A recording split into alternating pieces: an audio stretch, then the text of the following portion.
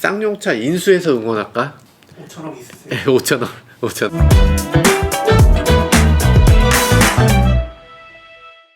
네, 안녕하세요. 모카키마니입니다. 오늘 상황인 만큼 조금 긴급하게 찍어서 올리려고 합니다. 쌍용차가 4월 8일, 그러니까 내일 모레면 법정 관리에 들어간다고 해요. 그럴 때일수록 쌍용차 임원들 더욱더 힘내셔야 되겠죠. 법정 관리라고 해서 무슨 회사가 무너지거나 이런 거 아니죠. 지금 때마침 신차들도 몇 가지 등장하고 있습니다. 게다가 이 신차들이 디자인도 꽤 괜찮아요. 그러니까 여러분들 꼭 한번 보고 가셔야 될 것 같습니다. 이번에 만나볼 자동차는 쌍용 렉스턴 스포츠 그리고 렉스턴 스포츠 칸입니다. 지난번에도 스파이샷을 통해서 잠시 보여드린 적이 있는데 그때도 꽤 많은 관심을 불러 모았죠. 쌍용차 관심이 이 정도였나 싶어요. 그 차가 언제 나오나 했는데 드디어 오늘 픽업 트럭 더 뉴 렉스턴 스포츠 칸 그리고 렉스턴 스포츠 이렇게 두 가지를 출시하게 된 거죠. 아직도 헷갈리시는 분들 많으실 텐데 렉스턴 스포츠 칸은 긴 애고 스포츠는 좀 짧은 애고 그런 차이가 있습니다. 인터넷에 자료를 찾아봤는데 그렇게 자료가 확실하게 나와 있진 않아요. 이게 아마도 내일 오전, 그러니까 6일 오전에 쌍용차 공식 유튜브 채널에서 온라인 쇼케이스를 통해서 이 뉴 렉스턴 스포츠 그리고 스포츠 칸을 최초로 공개한다고 하니까요. 내일 10시 이후에는 좀 더 자세한 내용이 나올 것 같습니다. 일단 페이스리프트인데요. 페이스리프트 치고는 꽤 많이 변했다라는 느낌이 들기도 합니다. 이 디자인이 굉장히 강력한 느낌이 드는데요. 이게 디자인 철학, 디자인 랭귀지, 이번엔 디자인 콘셉트예요. 디자인 콘셉트를 고 터프, 그러니까 터프하게 좀 바꿔라, 뭐 이런 의미로 이제 세게 가자, 강하게 가자, 이런 느낌으로 디자인을 바꿨다고 해요. 우리가 떠올리는 픽업 트럭은 약간 이런 게 아니었잖아요. 그러니까 픽업 트럭에 대해서 우리나라 소비자들은 잘 모르고 있었던 것 같아요. 우리나라 소비자들이 생각하는 픽업 트럭은 포터, 공고 트럭, 아니면 포니 픽업, 이런 약간 조금 터프하다기보다는 그냥 차인데 거기 짐을 조금 실을 수 있는 거, 이런 정도의 느낌이 강했다면 이번에는 정말 정통 픽업, 그러니까 미국적인 픽업들은 오프로드를 그냥 거침없이 달리는 게 픽업의 어떤 상징 같은 거예요. 그래서 그런 정통 픽업의 아이덴티티를 잘 살리고 거침없고 진취적이고 역동적인 강인함까지 다 담아내는 디자인이다, 뭐 이렇게 쌍용차는 설명하고 있습니다. 네, 모양은 아주 멋집니다. 안 멋져? 멋져요? 아니, 일단 멋져요. 안 멋지다고 생각하시는 분들 계실 수 있는데 그러면 이걸 보시면 바로 됩니다. 이 기존 렉스턴 스포츠칸이 이거고요. 이게 신형이죠. 갑자기 선녀로 보이시죠? 완전히 다른 차 같잖아요. 쌍용차 디자인 이제야 자리를 잡은 것 같습니다. 뭐 현대차나 기아차나 이런 다른 브랜드들하고 완전히 구분되는 개성 있는 디자인으로 바뀌었고, 이런 것들 보면 야, 디자인 팀이 잘한다 이런 생각이 들어요. 일단 캐릭터 라인, 이 헤드램프 이런 것들은 요거가 최선이었나 싶은 생각도 분명히 있긴 있어요. 근데 이거는 페이스리프트니까, 그리고 지금 그렇게 넉넉지 않은 상황이다 보니까 어쩔 수 없었겠지. 어쩔 수 없었던 것 같고요. 그 외의 부분은 정말 강인하게 새롭게 바뀐 것 같습니다. 이게 디자인 팀이 정말 열일한 것 같아요. 이전에 새롭게 바뀐 쌍용 렉스턴도 그렇고 이번에 나온 렉스턴 스포츠도 그렇고 이 한계 속에서 이 정도 디자인을 해냈다는 게 대단한 능력이고 정말 대단한 걸 해내고 있는 것 같은데, 이걸 조금만 일찍 했으면 좋지 않았을까 하는 생각이, 그런 아쉬움이 들기도 합니다. 그리고 여기 그릴 사이에 칸이라고 써있는 이 글씨도 굉장히 독특한데요. 포드 같은 경우에는 포드라고 써있는 경우가 있죠. 그릴 사이에 글씨를 박아 넣어서 한 차원 높은 차로 보이게 하는 거, 트림 이름을 여기다 써놓는 것도 이런 픽업 트럭에는 잘 어울리는 설정이라는 생각도 듭니다. 기존에는 픽업 트럭을 만들면서도 뭔가 픽업이 아니라 약간 승용 감각으로 만들어야겠다는 생각이 강했다면 이제는 진짜로 픽업으로 확실하게 넘어가겠다, 이런 모습으로 보여져요. 쌍용차가 이상하게 성공한 케이스가 있으면 성공한 케이스랑 비슷한 것들을 계속 만들어내는 그런 경우가 많이 있었는데, 그게 아니라 차급별로 이걸 구분을 확실하게 지어주는 거, 그게 쌍용차에 꼭 필요했던 그런 요소라고 볼 수 있죠. 세로로 된 LED 램프, 와, 이것도 괜찮은데요. 헤드램프 디자인은 조금 올드하다는 느낌이 드는데 요 세로로 된 램프, 요건 멋집니다. 지금 전체적으로 차가 좀 더 안정돼 보이고 클래딩도 조금 더 예뻐지고 그림이 좋아졌어요. 그 전에 뭔가 부피감이, 안감이 좀 지나치다는 느낌이 들었는데 그런 것들을 어떻게 만회해야 되는지 커진 클래딩, 이런 것들로 조금 해소한 것 같습니다. 뒤에서 봤을 때 느낌도 그러네요. 적재함 커버 위에 이렇게 플라스틱을 덧대서 렉스턴 스포츠 이렇게 써놓고 있는데 금각으로 이렇게 새겨놓은 거, 요것도 꽤 세련됐고 이게 험로에 들어갔을 때도 잘 보이기 때문에 굉장히 좋아 보입니다. 단순하게 플라스틱 하나 덧댔을 뿐인데 차가 훨씬 더 세련돼 보이네요. 이제는 약간 외제차 같은 느낌이 드는 그런 부분도 있어요. 큰 비용 들이지 않고서 이렇게 달라질 수 있다니 좋아 보입니다. 헤드램프는 왜 할로겐이야? 기본형은 할로겐이고 프레스티지 다음 단계로 가야 LED인데요. 이거 할로겐 노란 느낌 나니까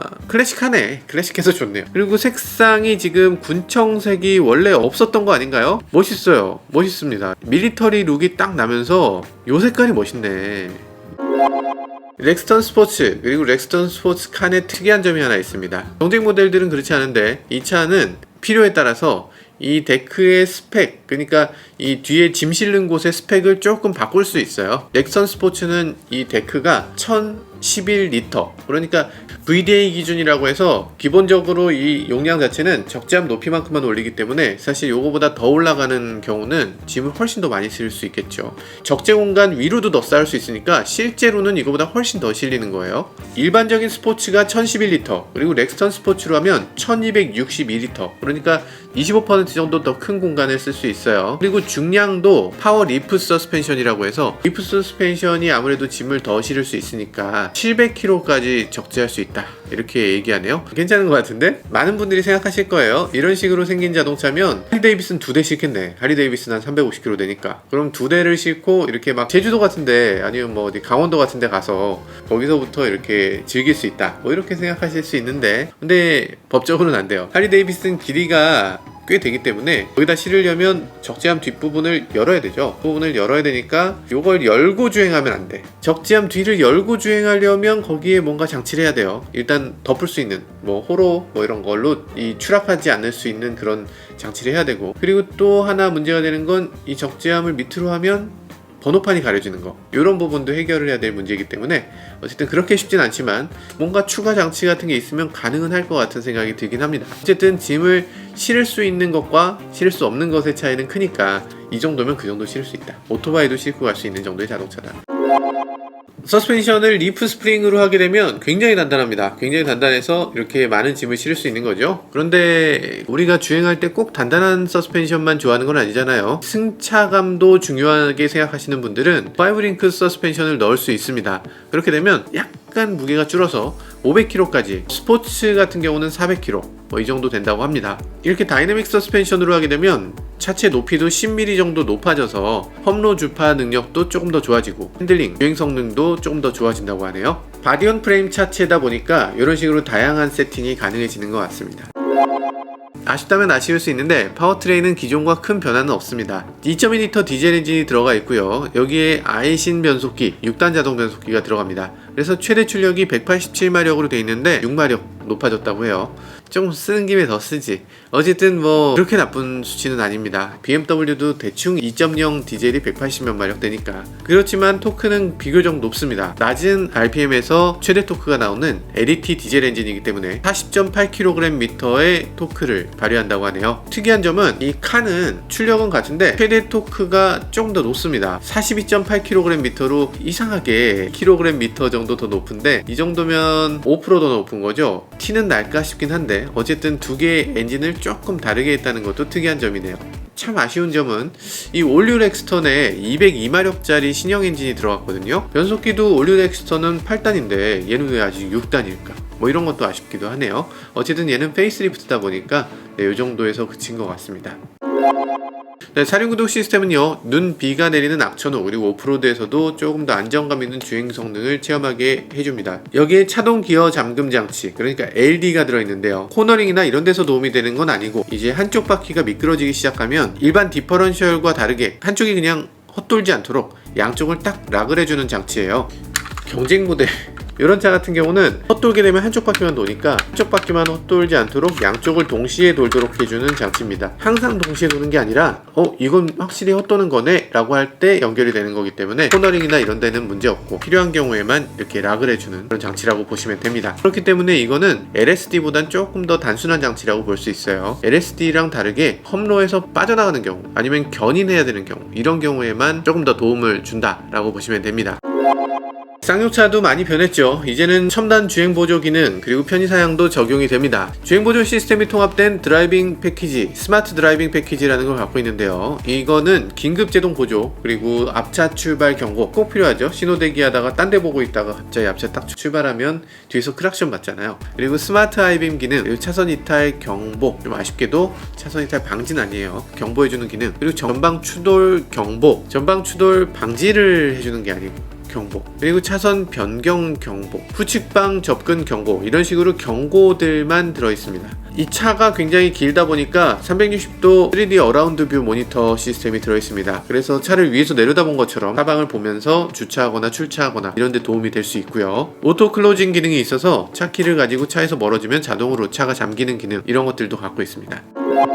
네, 전체적으로 조금 아쉬운 구성도 있습니다. 차가 그렇게 굉장히 세련됐거나 되게 미래적인 자동차는 분명히 아니죠. 뭐 나쁘지 않다 수준의 기능들을 하고 있는 것 같아요. 근데 어떤 분들한테는 아주 중요한 기능들을 갖고 있습니다. 험로를 갈 때 확실하게 차체가 뒤틀리지 않도록 하는 바디온 프레임 차체다 라는 거, 프레임 바디라고 우리가 흔히 얘기하는 그런 구성을 갖고 있기 때문에 이런 차를 선호하시는 분들, 오프로드를 정말 본격적으로 다니는 분들에게는 뭐 좋은 선택이 될 수 있을 것 같습니다. 하지만 승차감에서는 분명히 아쉬움도 있을 텐데 그런 부분은 소비자에 따라서는 오히려 더 좋은 것으로 받아들여지기도 하는 것 같습니다. 적어도 이 바디온 프레임 차를 가지고서 지나치게 과속을 하거나 지나치게 스포츠 주행을 하거나 이러진 않았으면 좋겠어요. 편안하게 여유롭게 그렇게 타는 차라고 보시는 게 좋을 것 같습니다. 조금 아쉬운 부분도 있겠지만 가격을 보면 많은 것들이 용납이 됩니다. 스포츠 모델의 와일드 트림이 2,439만원에서 시작하거든요. 그리고 가장 비싼 트림은 3,649만원까지입니다. 칸 모델에서. 이것하고 비슷한 자동차를 따져보면 투싼입니다. 투싼 가격이 2,480만원에서 시작하거든요. 투싼보다 싸! 스포티지나 니로보다 조금 비싸요. 아니 이 정도 차를 이 정도 가격에 살 수 있다고? 라는 생각이 들면서 뭐 여러가지로 너그러워지죠. 뿐만 아닙니다. 당연하지만 이 차는 트럭의 형태를 갖고 있기 때문에 또 장점이 몇 가지 있죠. 일단 자동차세 28,500원입니다. 1년에. 사실상 자동차세 없는 거나 마찬가지다 이렇게 느낄 수 있는 그런 정도의 금액입니다. 그리고 개인 사업자들 부가세 환급을 받을 수가 있어요. 이런 차를 사게 되면 화물차로 분류가 되기 때문에 부가세 10%를 차값에서 그냥 빼줍니다. 좀 전에 투싼하고 같다고 했잖아요. 투싼하고 거의 비슷한 가격이었는데 여기서 10%를 또 빼야 돼. 그러니까 한 240만원 정도 투싼보다 싸다고 봐야 되겠죠. 그리고 사업자는 이 차에 사용되는 모든 비용, 그러니까 기름값이라든지 뭐 보험료라든지 뭐 모든 비용을 다 비용 처리를 할 수 있어요. 그러다 보니까 이 화물차의 특성 덕분에라도 한 번쯤은 돌아볼 필요가 있는 것 같습니다. 네, 요즘 쌍용차 굉장히 어려움을 겪고 있는 것 같은데요. 사서 응원하자, 타서 응원하자 이렇게 해야 되나? 그래도 그럴 순 없죠. 여러분들이 어떤 자동차를 사실 때 온전히 자기 자신을 위해서 가장 이기적인 결정을 하는 게 옳은 거죠. 그렇지만 쌍용차 그래도 생각보다는 자동차를 잘 만들었습니다. 한 번쯤 매장에서 어떤 자동차인지 한 번쯤 봐주는 것만 해도, 아니면 매장을 한번 들러주는 것만 해도 자동차 파시는 분들이나 그리고 이 차를 만드신 분들, 쌍용차 임직원들에게 아주 큰 힘이 될 수 있을 거란 생각이 들기도 하네요. 네, 지금까지 저는 모카 김한용이었습니다. 감사합니다. 쌍용차 화이팅! 저희도 사서 응원하나요? 쌍용차 인수해서 응원할까? 5,000원. 네, 5,000원. 5,000원. 아, 정부에서 한 4,999억 정도 대출해 주시면 저희가 인수할 의향이 있습니다. 상장하고 주식 교환으로 만우절 때 할걸. 만우절 때 할걸. 상장해서 쌍용차를 인수하기로 했습니다. 그리고 바로 철컹철컹. 자, 쌍용차 진짜 잘 돼야 되는데